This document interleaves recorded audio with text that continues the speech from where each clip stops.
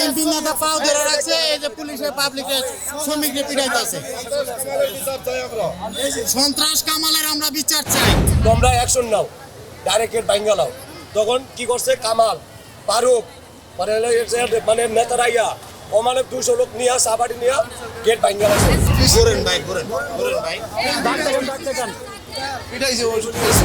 একটা 71 সনের যুদ্ধের মতো আমাদের উপরে হামলা চালাইছে। যমুনা টিভি ফোন দিয়েছি, তারা বলতেছে আমি বিষয়টা দেখতেছি। তারপরে তাদেরকে আবার ফোন দিয়েছি, তারা বলতেছে আবার দেখতেছি। সবাইরে মারছে, নারীরাও মারছে, পুরুষেরা মারছে, এটা পুলিশ মারছে, তারপরে যে নেতারা মারছে। জামাত আমির যায় গাজীপুর 2 আসনের জামাত আমির যায়া আমাদের 200 লোক কর্মীকে ওখানে জেলখানাতে ধরে ছাড়ে নিয়েছে। 2 মাসে ভাড়া অলরেডি বাইরে গেছে। বাড়িওয়ালা বলছে তুমি 1 তারিখে বের হয়ে যাও। আমাদের বলছে অর্ডার আছে, কাজ আছে, মালিকে সব বাইরে নিয়ে গেছে। ফ্যাক্টরির ভিতরে কোনো এখনই রাখে নাই, ফ্যাক্টরিতে রাখে নাই, সব বাইরে করে নিয়ে গেছে। কিন্তু বিএনপির পোলাপান বিএনপির নেতারা একটা জানে না। আমরা 2 আসনে এখন নির্বাচনে খাড়া করেছি, আমরা তোনের যে কি বলতে পারছি সবাই এটা ভালো ট্রেনের তো ময়লা ট্রেনের ভিতরে ফেলে দিচ্ছে। ওটা যে মানুষ উঠে আছে এটা আল্লাহ পাকের যদি বৃহস্পতিবার দিবাগত রাত্রিতে এলাকার মহল্লার মানুষ যদি আমাদেরকে সেভ না করতো, তাইলে ওই দিন রাত্রে আমাদেরকে গুম করে ফেলাইতো। এরকম পরিবেশ ওই সময় প্রশাসন তৈরি করছে। বিএনপি নেতা পাও ধরে রাখছে, এই যে পুলিশের পাবলিকের শ্রমিককে পিটাইতেছে। সন্ত্রাস কামালের আমরা বিচার চাই। সে বহিরাগত লোক নিয়ে এভাবে মারছে মানুষকে। কামাল এমনকি নুরুল আলম ফারুক এদের আমাদেরকে খুব দেখেন আমাদের বর্গের উপর কি নির্যাতন করছে, এই যে দেখেন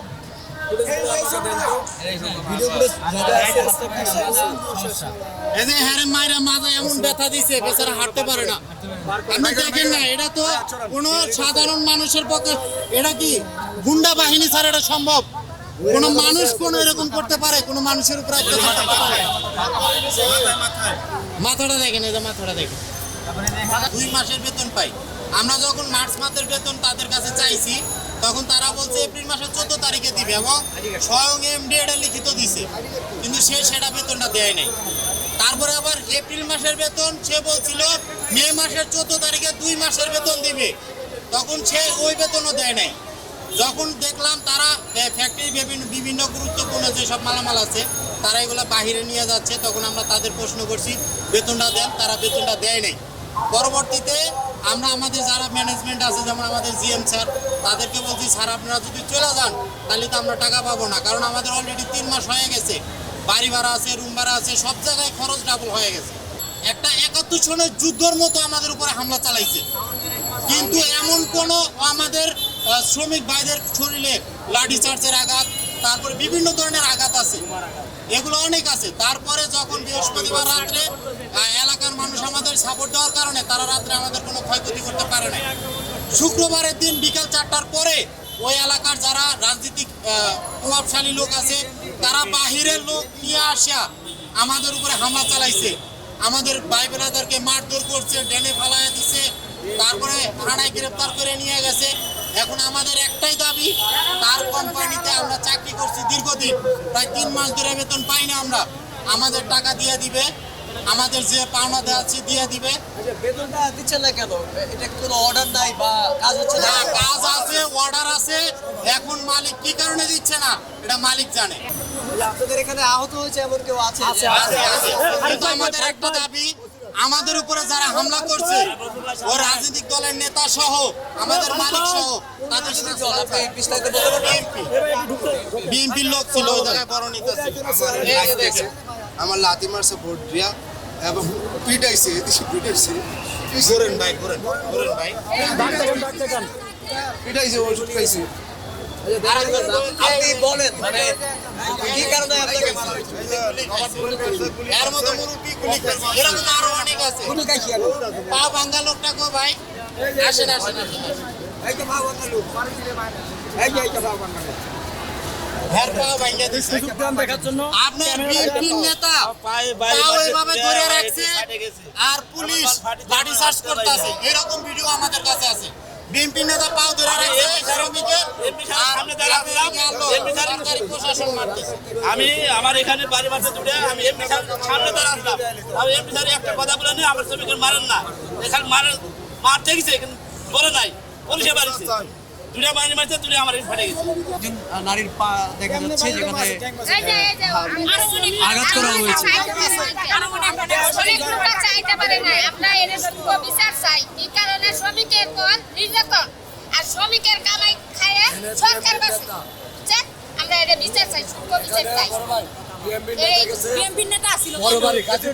নাম উল্লেখ করে বলতে পারবেন কে কে ছিল চিনেন আমার বড়বাড়ি গাজীপুর 2 আসনের কামাল আর হলো ফারুক আর হইছে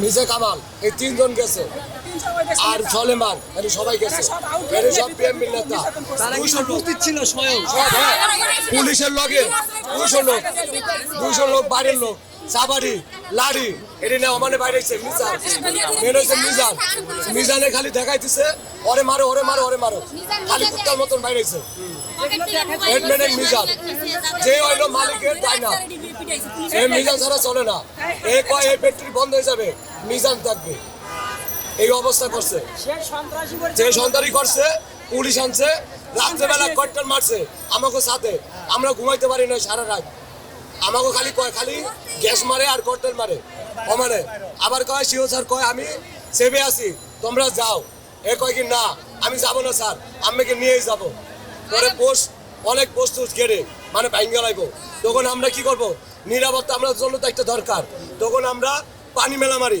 মানে ফায়ার সার্ভিস আমাদের গার্মেন্টসের ফায়ার সার্ভিস আছে মানে পাইপ মানে এর থেকে হাউস করা তখন আমরা পানি মেলা মারি তখন আমরা কন্ট্রোলে আনি যেন আমাকে জানি আক্রমণ যেন না করতে পারে তখন পুলিশের কোনো আমাদেরই নাই তখন বাইরে থেকে কি করে ক্যাটেল মারে বাইরের লোক আমাদের গার্মেন্টসের লোক আছে ওখানে আমাকে ওদিক করতেছে সব স্থানীয় নামছে সব আমাদের জন্য একর জন্য খালি খালি ওমানে দৌড়ানি বাড়ি তখন রাত তখন দুপুর 4টে বাজে বিকাল তখন 4টে বাজে তখন আসছে সন্ত্রাসী তখন মালিক আসছে তখন গেটের ভিতরে ঢুকছে তখন আমাকে পুলিশ ঢুকতে দিই নাই আমরা মালিকের লোক আমরা কথা বলবো মালিকের লোকের দেন বুঝবো আমরা মালিকের লোক একটা কথা বলবো কইরা সমাধান করবো কোন সময় টাকাটা দিবে কয় কি পরে কয় পুলিশ আসো কয় কি না পুলিশ আনবো না তখন এই করছে পারে কয় তোমরা অ্যাকশন নাও আমাকে নিরাপত্তা দাও তখন গেট ভাঙ্গা লাগছে এই কথা কি মালিক বলেছে যে মালিকে বলছে তোমরা অ্যাকশন নাও ডাইরেক্ট গেট ভাঙ্গা লাও তখন কি করছে কামাল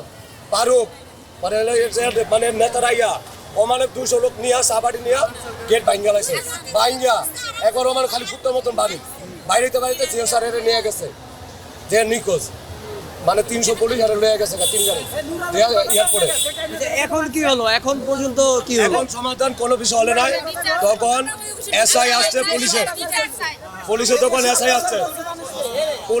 এসআই আসছে আইসা বলছে তোমাদের বেতন 12 তারিখে দিয়ে দেবে আমাকে আজকে দিয়ে দেবে বেতন আজকে কইছে বেতন 17 তারিখে দিয়ে দেবে তোমরা আজকে চাকরি করো মানে তোমরা ডিউটি করো আমরা কইছি ডিউটি করবো না আমাকে নিরাপত্তা নাই আমরা ভিতরে যাব আমাকে তো জানে ভয় নাই গেলে আমাকে নিরাপত্তাটা দিবে কে আমাকে কালকে এমন মারছে কুত্তার মতন এমন আমাকে ভিতরে নিয়ে মারতে পারে এই গ্যারান্টি দিবে কে তখন আমরা কেউ যাই নাই যাই আমরা নিরাপত্তা আসছি তখন আমাকে বাইনতর দিব আমরা যাব কিন্তু কাজ আমরা অনেক করবো না কেন আমাকে সরকার নাই এখানে নিরাপত্তা নাই এখানে চাকরি করে লাভ কি আমাদের আমরা গরিব মানুষ আমি করে পারছি না জামাত আমির যায় গাজীপুর 2 আসনের জামাত আমির যাইয়া আমাদের 200 লোক কর্মীকে ওখানে জেল কালেক্টর তোরা জানে নিয়েছে তখন আমাদের সমাধান করে দিছে কিন্তু বিএমপির পোলাবান বিএমপির নেতার একটা জানে নাই আমরা 2 আসনে এখন নির্বাচনে খাড়া করেছি আমরা তখন এর যে কি পূর্ণ পাইছি আপনার থেকে শুনলাম যে আপনি নাকি কোন গণমাধ্যমের সাথে যোগাযোগ করেছিলেন আমি যমুনা টিভি ফোন দিয়েছি তারা বলতেছে আমি বিষয়টা দেখতেছি তারপরে তাদেরকে আবার ফোন দিয়েছি তারা বলতেছে আবার দেখতেছি এভাবে তাদের জন্য 5 ঘন্টা সময় ওয়েট করছি তারপরে আসে নাই তারপরে সময় টিভি ফোন দিয়েছি আসে নাই তারপরে মাই টিভি ফোন দিয়েছি আসে নাই তারপরে এন টিভি ফোন দিয়েছি তারা কেউ আসে নাই ঠিক আছে 71 টিভি ফোন দিয়েছি তারাও আসে নাই তারা বলতেছে দেখতেছি বিষয়টা কখন ফোন দিয়েছিলেন সকাল আপনার 7টার দিকে ফোন দিয়েছি এইখানে আসার জন্য না আমাদের অফিসে 15 তারিখ সকালে ফোন দিয়েছি 14 তারিখ তারাও আসে নাই ঠিক আছে কি সবাই কি একই কথা বলছে ঠিক ওই কথাটা বলেন যে কি কথা হয়েছে তারা বলছে যে আমরা বিষয়টা দেখতেছি আপনি থাকেন আপনাদেরকে জানাইতেছি তারপরে তারা আমাদেরকে জানানো হয় নাই আমাদেরকে কোনো কিছু বলে নাই তার পরবর্তীতে ফোন দেই তারা বলতেছে আবারও বারবার কি কথা বলে আছে আমরা দেখতেছি বিষয়টা আপনারা থাকেন ঠিক আছে আমরা বলছি যে আমাদেরকে 48 ঘন্টা হয়ে যাচ্ছে জিম্মি করে রাখছে তারপরেও মানে তারা আসে নাই ওখানে আমরা স্যালারি পাই নাই সেক্ষেত্রে আমরা কোনো ভাঙচুরও করি নাই। আমরা বলছে তোদেরকে বেতন দিবে, তো আমরা তোদেরকে ঢোকাই আমরা কাজ শুরু করছি। তারপরে অন্য কি করছে 9টার পরে পুলিশ আনছে, তখন সেক্ষেত্রে আমরা ম্যানেজমেন্টে জানাইছি যে স্যার আমরা তো কাজ করতেছি, তো আর সেক্ষেত্রে পুলিশ আসার কি দরকার, আজকে তো স্যালারি দিবে। এখন মানে আমাদের যে জিএম স্যার সে বলছে আমি তো জানি না, সেক্ষেত্রে আমরা কাজ বন্ধ করে দিছি যে আমরা পুলিশ ছাড়ান আমরা কাজ করবো।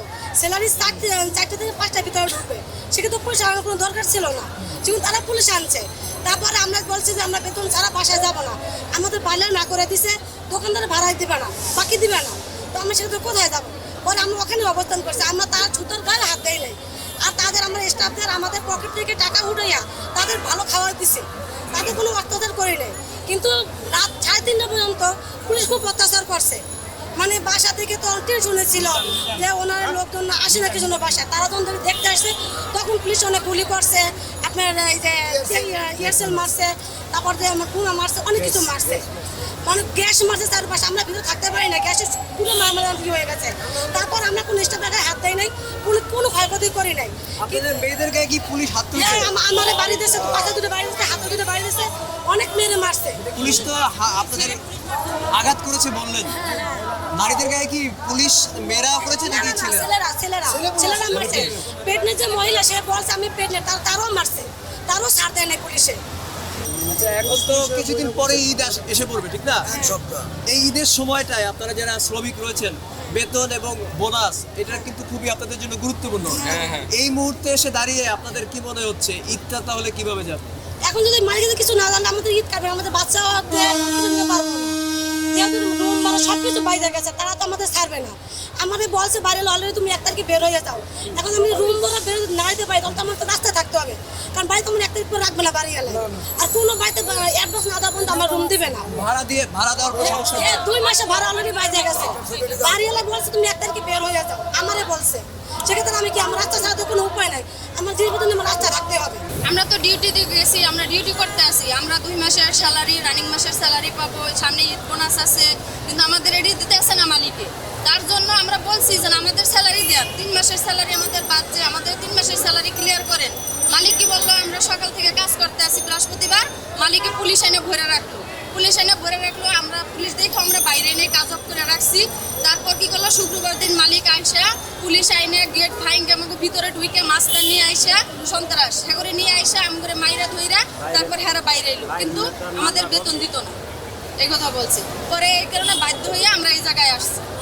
আচ্ছা, সেদিন যে আপনাদের উপর যে পুলিশের যে লাঠিচার্জ হয়েছিল, তখন কি নারীদের গায়ে কি নারী পুলিশ হামলা করেছিল? সবাইরে মারছে, নারীরাও মারছে, পুরুষেরা মারছে, এটা পুরুষ পুলিশ মারছে, তারপরে যে নেতারা মারছে। নারী পুলিশ কি ছিল সেখানে? না, নারী পুরুষ ছিল না।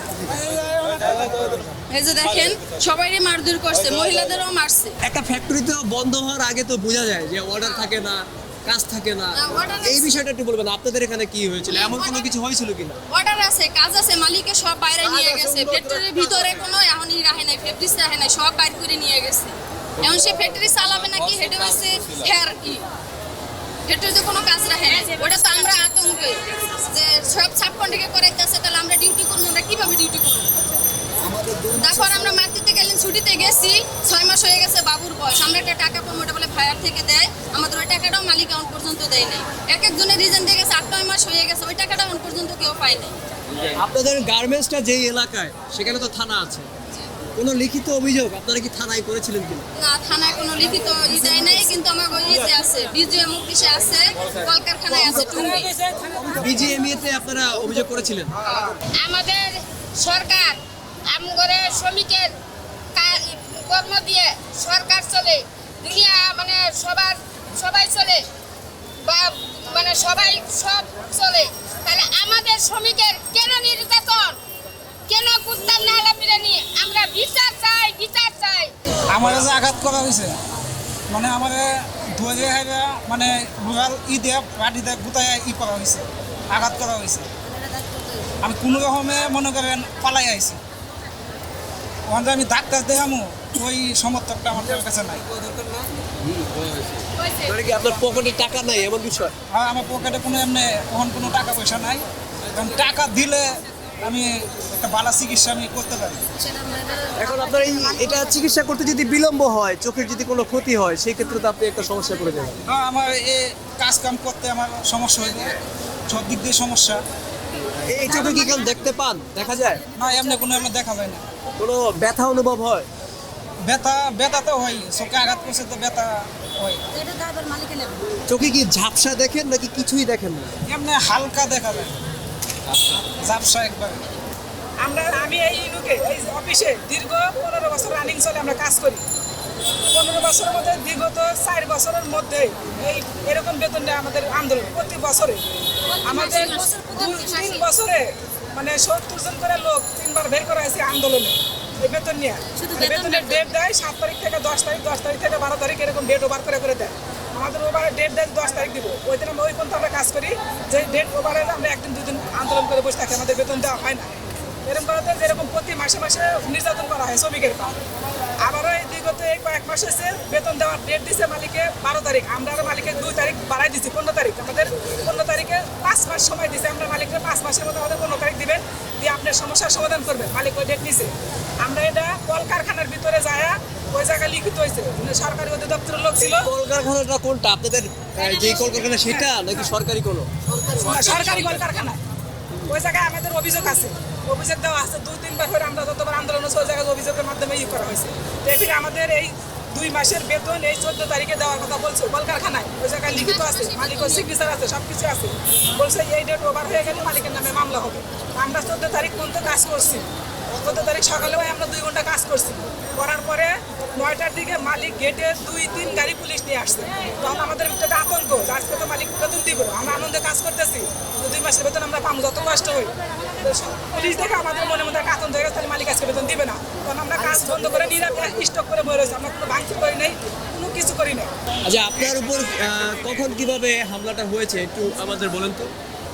হামলাটা হয়েছে আপনার লাঞ্চের পর মানে 4টা 4:30 আনুমানিক টাইমে হামলা করেছে। এবং যেখানে আমি এমডি স্যার মানে আমাদের ফরিদ সাহেব যেখানে ছিল সেখানে আমি স্টিল ছিলাম ওখানে। যখন প্রশাসন আর এবং বাইরে সন্ত্রাস বাহিনী প্রশাসন লোকজন নিয়ে এসে যখন হামলা করে, এই সময় আমি ফরিদ সাহেবের যা বারবার করেছি, স্যার আমরা সময়টা কখন ছিল, রাতে না দিনে? আনুমানিক 4টা হবে এরকম, মানে সেরকম তো টাইম উল্লেখিতভাবে আমরা করে নাই।